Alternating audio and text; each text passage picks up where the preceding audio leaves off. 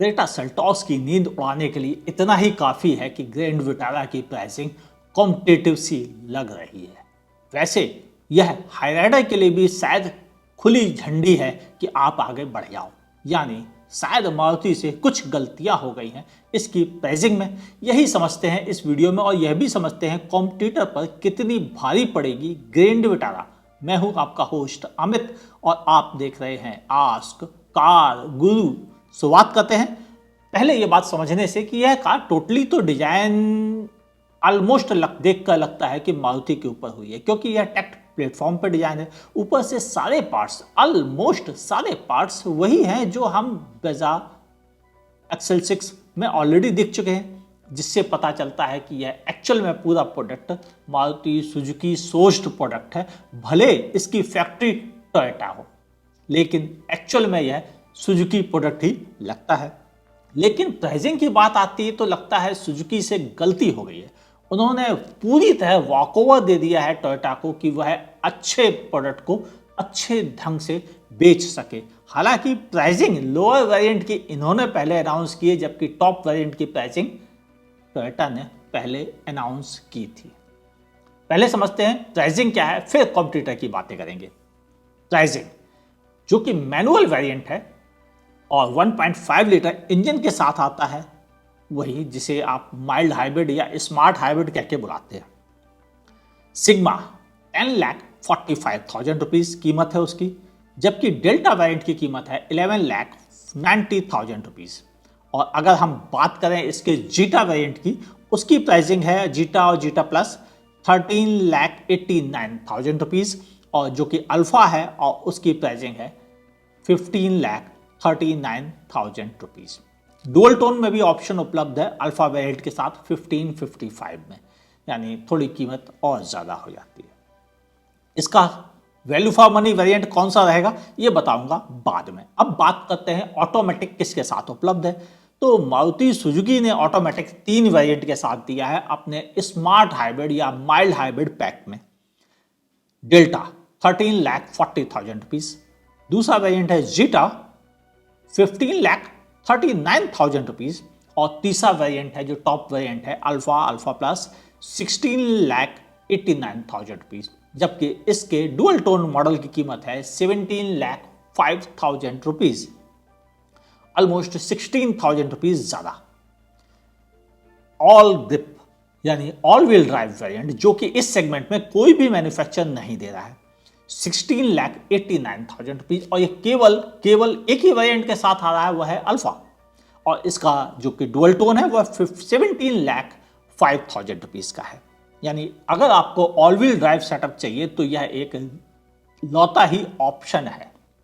अब बात करते हैं जिसकी सबसे ज्यादा बातें की गई, यानी वो जो एवरेज तो अच्छा देता है लेकिन प्राइसिंग में हाथ नहीं आ रहा है। आई एम सॉरी मारुति, लेकिन यहां पर मुझे लगता है कुछ मिस्टेक्स हुई हैं। क्या हुई हैं वो बताऊंगा मैं आपको वीडियो के अंत में। जो इलेक्ट्रिक हाइब्रिड सिस्टम है, जिसे सेल्फ चार्जिंग हाइब्रिड कहा जाता है, 17,99,000 रुपीज इसके जीटा वेरिएंट की प्राइस है, यानी 18 लाख रुपीज एक्स शोरूम, और इसके अल्फा वेरिएंट की कीमत है 19,49,000 रुपीज। ऊपर से आप प्रिस्टीन एक पैक दे रहे हैं जिसमें आप 5 साल की वारंटी, 1 लाख किलोमीटर, और वह पैक के साथ कीमत है 67,000 रुपीज और एक्स्ट्रा, यानी 16,000 रुपीज सिर्फ उस पैक की वजह से देने पड़ेंगे, जो मेरी नज़र में बहुत ज़्यादा है। वैसे ही यह डुअल टोन में भी उपलब्ध है, जिसमें जीटा की प्राइस है 1815 और अल्फा की प्राइस है 1965। मेरी नज़र में यह प्राइसिंग थोड़ी ज़्यादा है, यानी यहाँ पर मारुति ने जानबूझ के टोयोटा को वॉकओवर दिया है कि वह अपना लोअर वेरिएंट बेचकर ज़्यादा पैसे कमा ले, ज़्यादा गिनती बना ले, और मारुति का ध्यान केवल और केवल इस बात पे लगा था कि वह अपने इंजन वाला, यानी K15C वाले इंजन वाला सिग्मा, डेल्टा, जीटा, अल्फा बेचे, जो कि उन्होंने प्राइसिंग में भी सही लगती है। यानी प्योर हाइब्रिड बेचने का जिम्मा ऑलमोस्ट टोयोटा को हैंडओवर कर दिया है, और जो उनका खुद का इंजन वाला ऑप्शन है उसे उन्होंने खुद अपने कंधों पर उठा लिया है। शायद मारुति की यह टैक्टिक कुछ हद तक सही है, क्योंकि इंडियन कंज्यूमर्स इस प्राइस ब्रैकेट में, जो कि 11 लाख 12 लाख रुपीस से लेकर 17 लाख रुपीस का ब्रैकेट है, उसमें मारुति के प्रोडक्ट को तो पसंद कर लेगा, लेकिन इससे ऊपर के प्रोडक्ट में वह हो सकता है टोयोटा की तरफ ही जाना पसंद करे। और मारुति को लगता है कि मार्केटिंग स्ट्रेटजीज अनुसार इन वेरिएंट को वह ज़्यादा बेचने पर गौर करेगा, क्योंकि इसका सब कुछ तो उसका खुद का अपना है।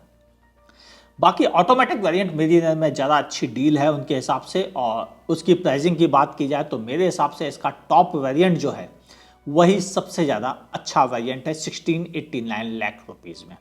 हालांकि अगर आपके बजट में नहीं आता है तो आप डेल्टा वेरिएंट कंसीडर कर सकते हैं as a value for money, क्योंकि बड़ी कार आपको मिल जाती है।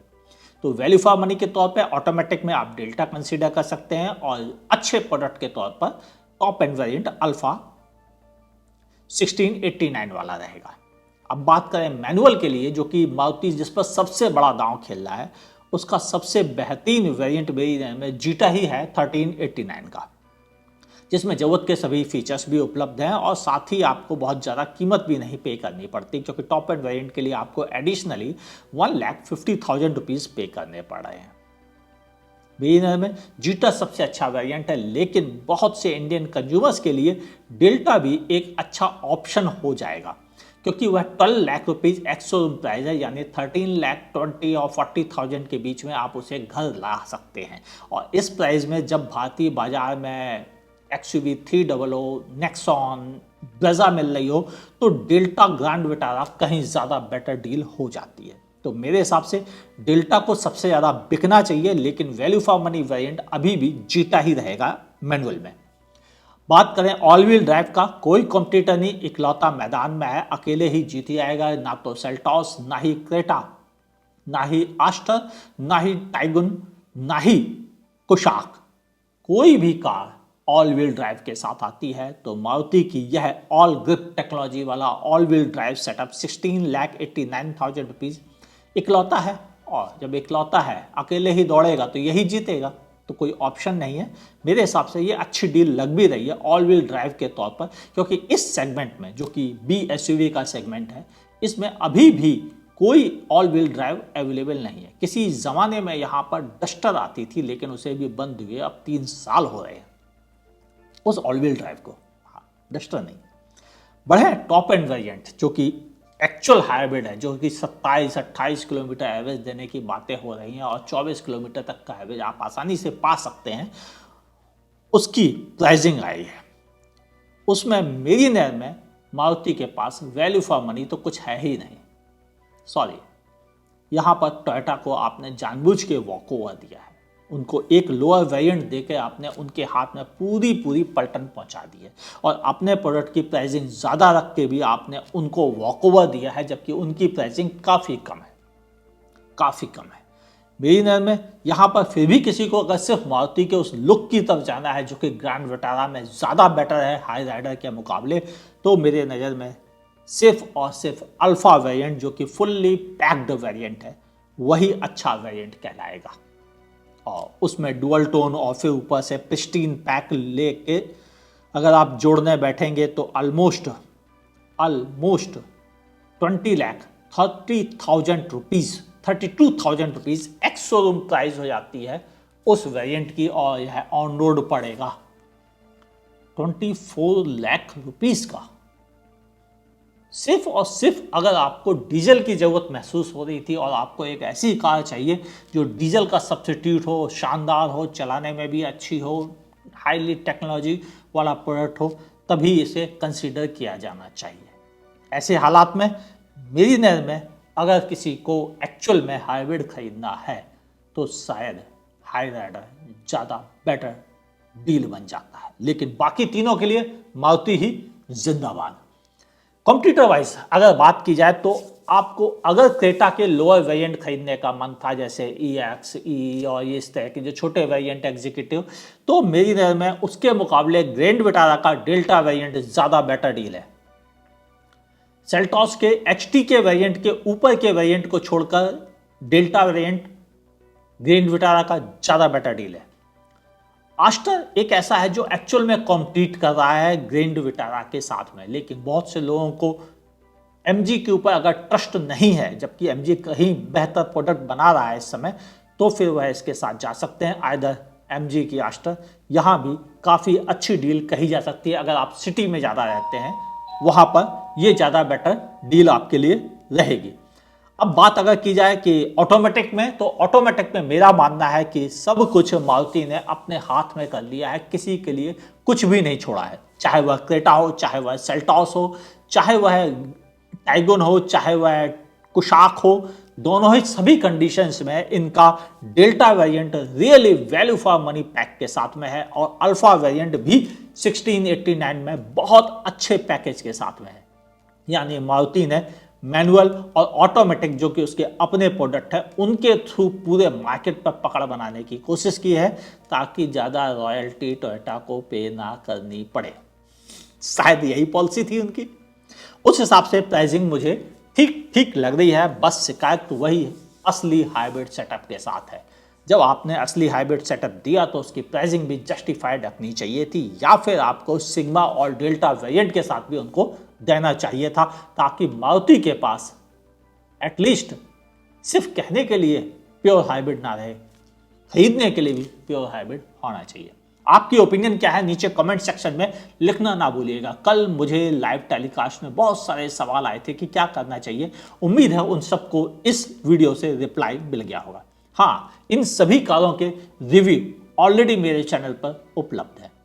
यानी चाहे वह मैनुअल हो, चाहे वह ऑटोमेटिक हो, चाहे वह ऑल व्हील ड्राइव हो, चाहे वह प्योर हाइब्रिड हो, चारों के रिव्यू मेरे चैनल पर मौजूद है। नीचे डिस्क्रिप्शन पे उसका लिंक दिया हुआ है और चाहे तो आई बटन पर भी क्लिक करके देख सकते हैं।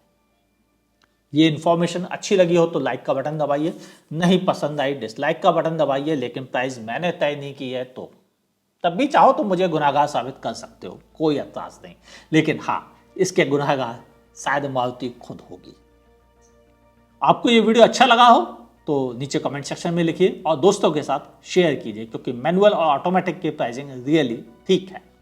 अब बात करते हैं, अगर आप फेसबुक पे देख रहे हैं तो प्लीज़ मेरे पेज को लाइक कीजिए, फॉलो करना ना भूलिए। यूट्यूब पे देखें तो मेरे चैनल को सब्सक्राइब कीजिए, बगल में दी हुई नोटिफिकेशन बेल दबाना ना भूलिएगा। मुलाकात होगी ऐसे ही किसी शानदार वीडियो के साथ। देखते रहिए आस्क कार गुरु।